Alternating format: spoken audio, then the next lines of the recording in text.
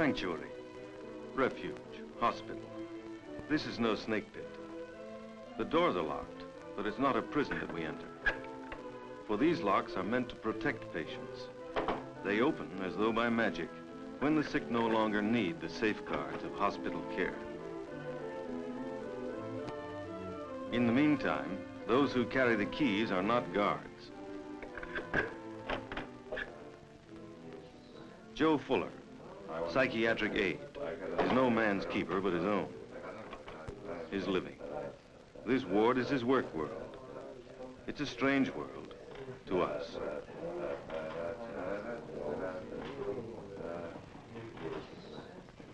Come in, I hear you, Jupiter. Come in, Jupiter, I hear you. Hello. Huh?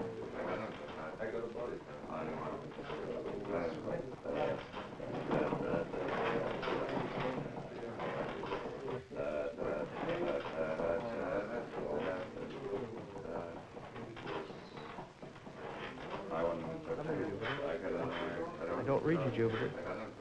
Hello, Jupiter. Jupiter!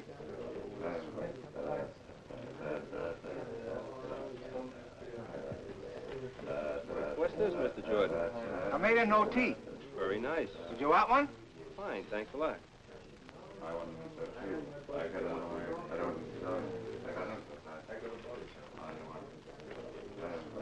That's right. Throw away those chains. We don't like chains around here. Do we, Boyd? Yeah, boy.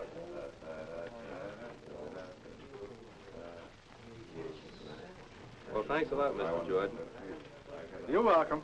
I gotta go now. I go on east for the night man Frank.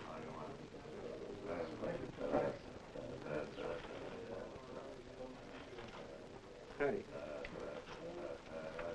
Jordan's a lot easier to take since he started occupational therapy. Yeah, gives him a chance to work off a lot of steam. Nice court, isn't it? Yeah.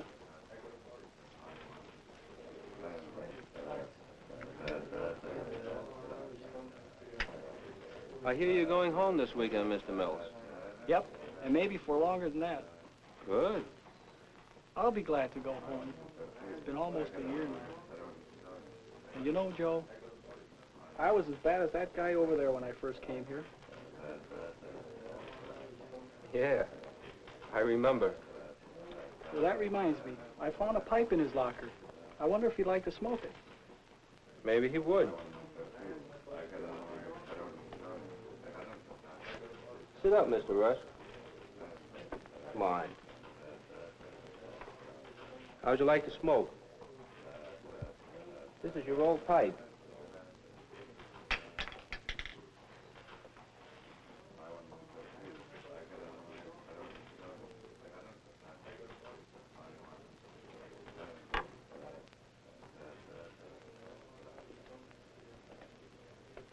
Perhaps later. Perhaps next time. Of all the tools in Joe's work kit, time is the most useful. The ability to accept time as an ally is usually called patience. Joe has learned to be patient. Patient as a mother. Patient as a nurse. At times it must seem to him as patient as Job himself. For Joe's charges, like children, have many conflicting needs according to their personalities, their states of illness, their physical conditions, their momentary whims. The aide is the only constant human being in an environment marked by inconstancy. When one man delights in harmless mischief, another must be protected from his antics. Sometimes one can help another, a sign of his own improvement. But more often it's Joe's personal attention that's wanted. His word, his touch. Sometimes a bemused prodding. A gentle reminder where he is. While others seem to have lost all memory of the simple tasks they learned as children.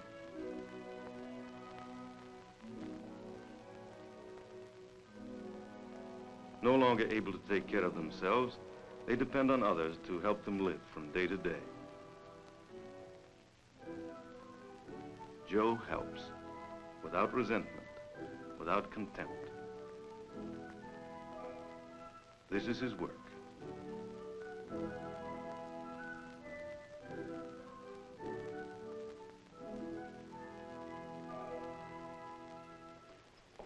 Dr. Brand, this is Mr. Hart, a new psychiatric aide. I'm bringing him up on this ward because you're so short-handed. We sure can use him. Glad to meet you. This is Miss O'Malley. She's the nurse in charge in this ward. Hello. And this is Mr. Fuller. He's a psychiatric aide like yourself. Have you ever worked in a mental hospital before? Oh, sure. I know all about loony bins. We prefer to think of this as a hospital where we treat sick people. Well, I didn't mean nothing. No, I realize you didn't. You see, these are all special patients who are getting the best that the hospital can offer them. There's electroshock, there's recreational therapy, there's occupational therapy, and the companionship of other men. I usually work on a back ward where they don't have that. Yes, I know, but for the time being, I'd like you to work here with Mr. Fuller. He has more than he can handle. Anything you say. Well, Mr. Fuller will explain your duties to you. Well, like the doctor said, on our ward, we try to give a lot of time to each patient. It's kind of a new idea. More treatment they get, better chance they have of going home. I don't go for stuff like that. I like a ward where the doctor comes through once a day and spends 5 minutes. How did you get into this racket in the first place? My wife. This was Helen's hometown. She used to work over in the administration building before we were married. Then I opened a small radio repair shop downtown, only it didn't pan out. Then she got her old job back, and I took this job. How about you? I guess I just needed a job, too. But I ain't doing this kind of work for fun. And if the doctors and nurses ride me too much, well, I'll just move on. Sometimes I think of moving on myself. Might not be a bad idea. On a job like this, you learn not to consider yourself judge and jury. Joe usually takes people as they come. On the other hand, he doesn't have to like everything he sees. Ready? Sweet Adeline, my Adeline, and my sweetheart, for you I pine. In all my dreams, your fair face beams, you're the flower of my heart. Cut that out! Try and make me. What's your trouble, Mac? I don't want to sing.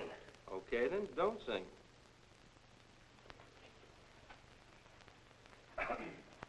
Go ahead, Bill.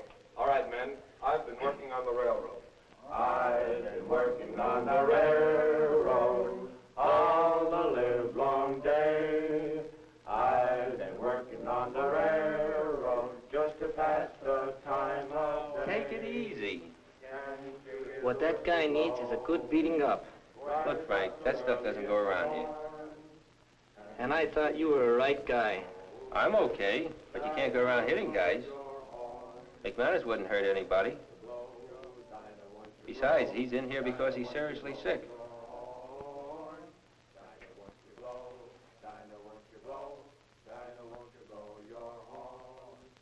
Someone's in the kitchen with Dinah. Someone's in the kitchen, I know. Someone's in the kitchen with Dinah, drumming on the old banjo. Dee-bye-diddly-I-O, dee-bye-diddly-I-O, dee-bye-diddly-I-O, drumming on the old banjo. Dinah wants to blow, Dinah wants to blow your horn. Dr. Brand usually confers with the nurse and the aide after his morning visit with the patients. I'm afraid I'm going to have to transfer some of your men off the ward. How about some of those who haven't responded to treatment? Well, Doctor, there's old Mr. Novins. He's had over 50 electric shock treatments, and there's no change at all.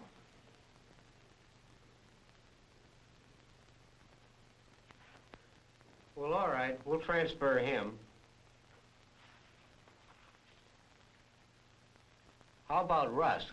He hasn't improved much.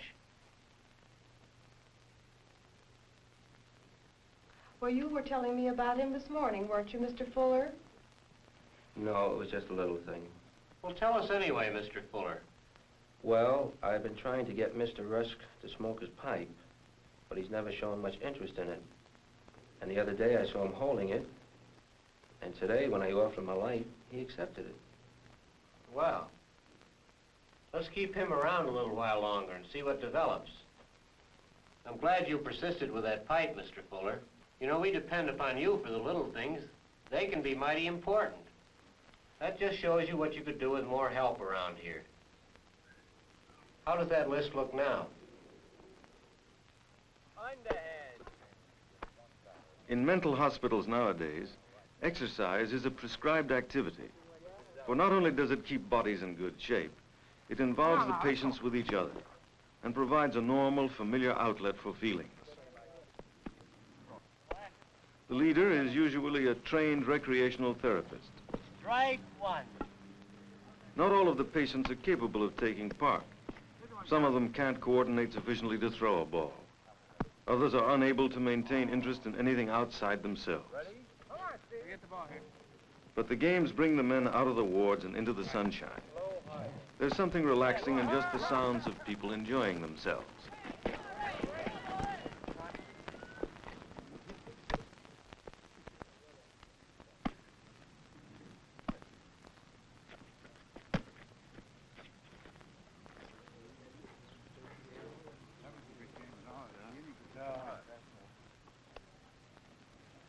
Thank you, Harry. Harry? Mr. Rusk had talked. Joe was so surprised and perplexed that he never knew who won the game that afternoon. Come on. A few days later, he was attending one of the classes that are part of an AIDS training in the care of the mentally ill. Dr. Brand was discussing the dynamics of identification. Even our rules for living are designed to reach the patient with what for him is an unbelievable idea, that he can trust us. Common sense suggests that you begin by always behaving in a way that makes you his friend, not his enemy, even when you think he's incapable of understanding what you're doing. You can also try to know the patient as a human being, liking what is likable about him, understanding what is not likable about him. If we remind him of someone who made him suffer, he'll mistrust us. And if we remind him of someone he liked, he may come around to trust us. Yes, Mr. Fuller. The other day, one of my patients, Mr. Rusk, down in recreational therapy, he fumbled a ball. And when I picked it up for him, he thanked me, and he called me Harry. I was wondering who Harry was. Does anyone any ideas? Mr. Jackson? It's possible that this Harry is someone that Mr. Rusk had played ball with in his younger day. But he's in his 50s. That would have been a long time ago. Although, maybe he was thinking back on happier times. Sometimes they do that. They do indeed. You can check with one of the social workers, Mr. Fuller. Find out if there's a Harry in the family. But no matter what you find out, I suggest you spend a little more time with him.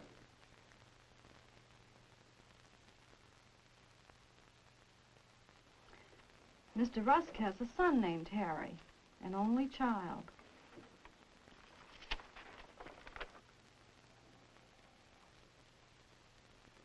Wait a minute. The boy was killed in action in the Pacific.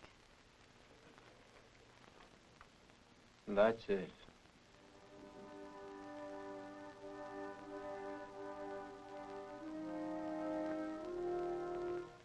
Now that Joe knew something about the pain that Mr. Rusk had been unable to bear, the patient became a real person for him. Waiting for still more to emerge would be easier now. How about a game, Mr. Rusk? For Joe often found it difficult to live and work among the masks that the mentally ill use to protect themselves from pressures they can't stand. They like the formal relationships of card playing or checkers because the rules don't change. Each act does not become a problem involving feelings.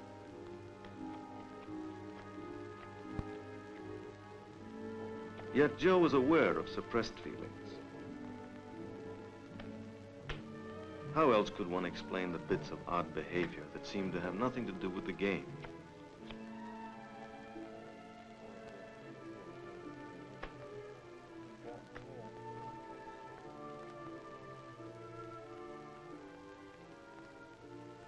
It's your move, Mr. Rusk. Feelings that have been pushed down so deep may take a long time to come to the surface. It was taking Mr. Rusk months. Communicating is apt to be frightening. It must be tenderly encouraged.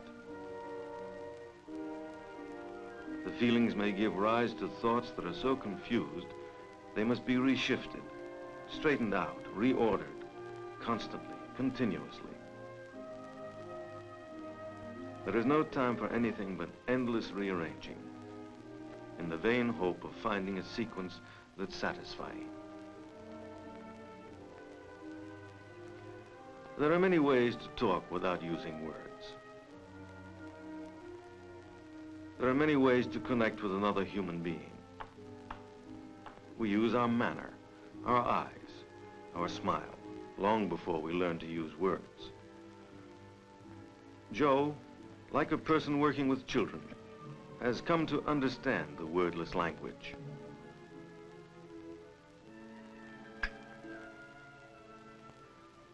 Many of his patients never talk, but they will express feeling.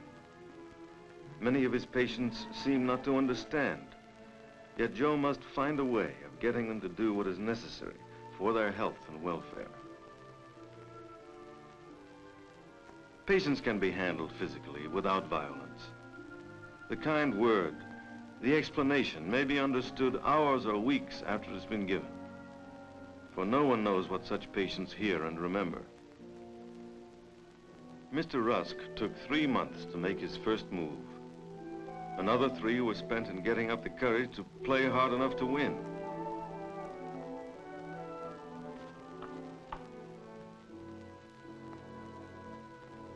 By now, Joe doesn't find the games as one-sided as they used to be.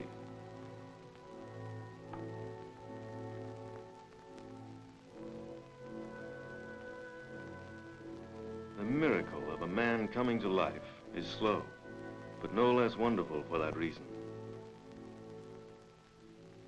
One by one, he regains the little skills by which a human being moves toward relative independence.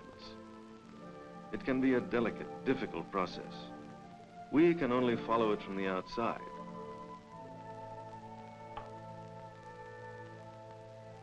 We learn to notice small changes, but their why and how remain a secret. Growth is always wonderful. Mr. Rusk, this is our clothes room. This is where you'll be working, if you like it. Now, this will be your job. Folding trousers. Just let the legs hang down like that, fold it over on itself. And each one is marked. There's a size, 34. Now, over here, it's all marked off, 32, 34, and 36. Now, this would go in there. You think you could do that? Does that look easy? 34. That's right. That's it. It was almost a year before Mr. Rusk could venture out of his shell. You know, when I called you Harry the other day, you must have thought I was crazy. Well, I must be crazy or I wouldn't be here. You just mistook me for your son, that's all. I must look like him. People make mistakes like that at times. Yeah, but I'm crazy. I can see now you don't look like Harry. Well, from what you told me about him, he must have been a fine fellow. The best. I can't understand why he had to be.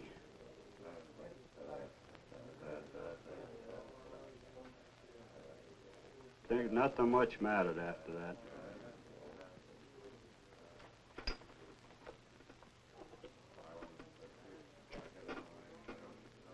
The war took a lot of nice guys.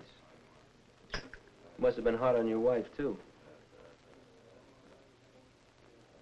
She's all alone now, isn't she? I guess so. She'll certainly be glad to have you home again. Nah, I'm finished. What do you mean? Look how you've improved in the last few months. The doctors will help you to get well. Not me. Why not? Look at Jordan, the one who used to talk so much. He has ground privileges now. He can come and go around the grounds as much as he pleases. And look at Andy Bauer. He's working down the farm. Yeah, but look at Wilmer. He's as lonely as ever. Well, sometimes I think Wilmer would rather stay here than go home. He likes to play the clown too much.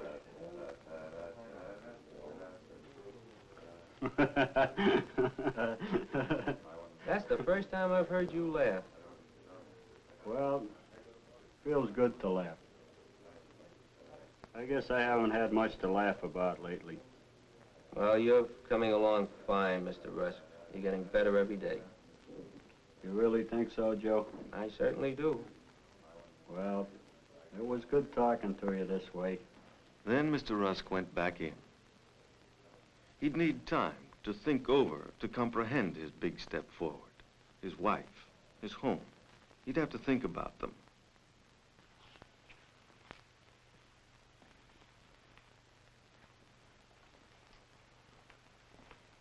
It's 5:30, Joe. Going to supper?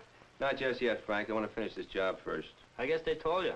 I'm leaving next week. Got a swell job in a factory downtown. Well, some people get all the breaks. Well, I think it's about time I got away from these people. How about you? When are you moving on?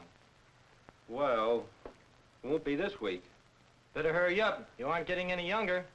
You're not kidding. Well, I'll see you at supper.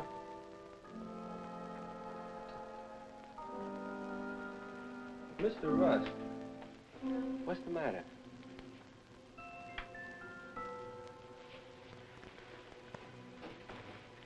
Here, Mr. Rusk, you drop this. Say, I didn't mean what I just said to Frank. I was only trying to be friendly. I am not even thinking of leaving. Mr. Rusk. Regression is the technical name for Mr. Rusk's medical condition. For Joe, no technical word could describe the situation. After a year of patient, careful work, day by day, hour by hour, he's back at the beginning. The elaborate bridge over which Rusk had been moving toward health, the bridge of which Joe himself was part, has come crashing down.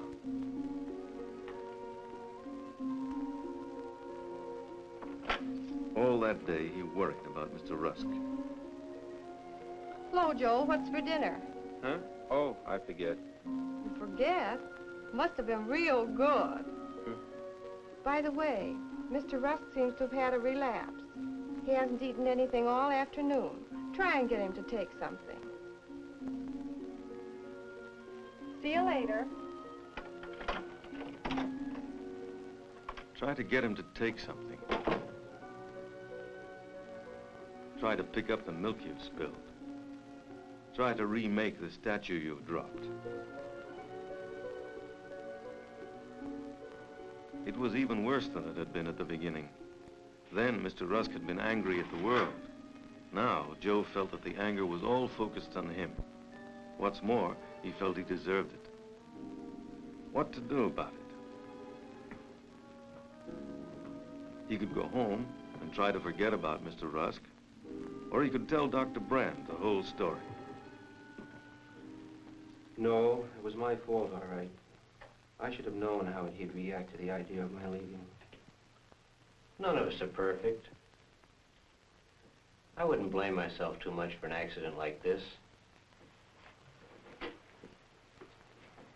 Have you been thinking about leaving? No. Well, I must admit that I have thought about it off and on. But you know how it is, Doctor. You get to know some of these patients, you get to like them, some of them. Patients like Mr. Rusk, a few others, you get better. I thought I was in on something real big for a while, something where I was doing some good. And I messed it all up. Don't worry so much, Joe. This might be the most important thing that's happened on your job here. Do me a favor. Forget Mr. Rusk tonight and take your wife to the movies. Mr. Rusk will still be here tomorrow when you come on duty.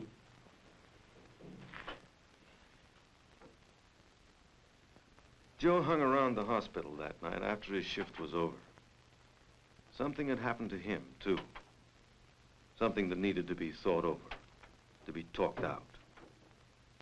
Kate O'Malley was the kind of girl you could talk to. Besides, this sort of thing was her profession. What did he mean, the most important thing that ever happened to me?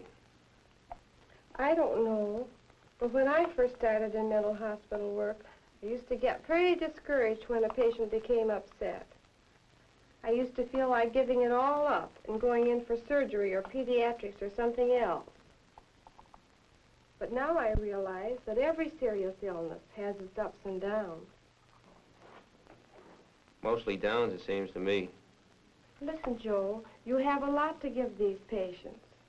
I probably know more about Rusk's illness than you do, but you probably know more about Rusk.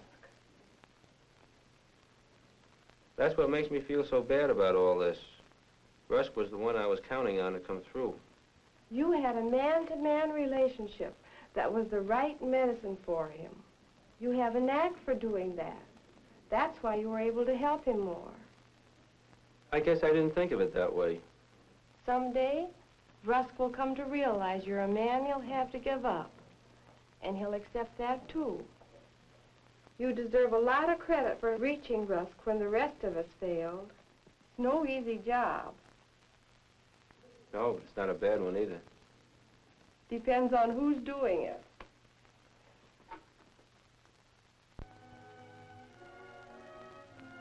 The world of the mentally ill is not very unlike the world we know. The things in it may appear distorted to us because of the special point of view from which they're seen. What makes the point of view special is the particular pattern of feelings of a particular person. Each pattern is different, as each person is different, depending on what he was and what happened to him. Joe has come to recognize these differences and live with them. He has learned to accept surprising or even silly behavior as long as it's not destructive.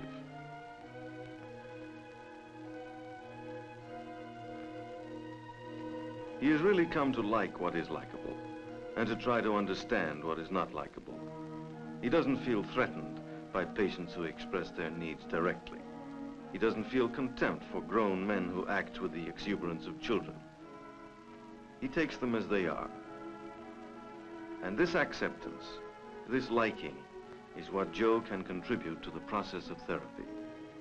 For hospitals like this one are places where sick people are being helped to recover from serious illness. Joe is part of a team, headed by a psychiatrist, that is constantly trying to speed this recovery, which otherwise might take a lifetime or might never occur at all. Along with some psychotherapy and physical therapy, along with the occupational, recreational, and industrial therapy, there is also the sympathy of being treated with respect, day in and day out, by the one sane person in the ward. Time and patience. Joe has them to give. The bridge is beginning to be rebuilt on an even firmer pace. It may be easier for Mr. Rusk to move over it the second time, but he cannot be pushed. It's your move, Mr. Rusk.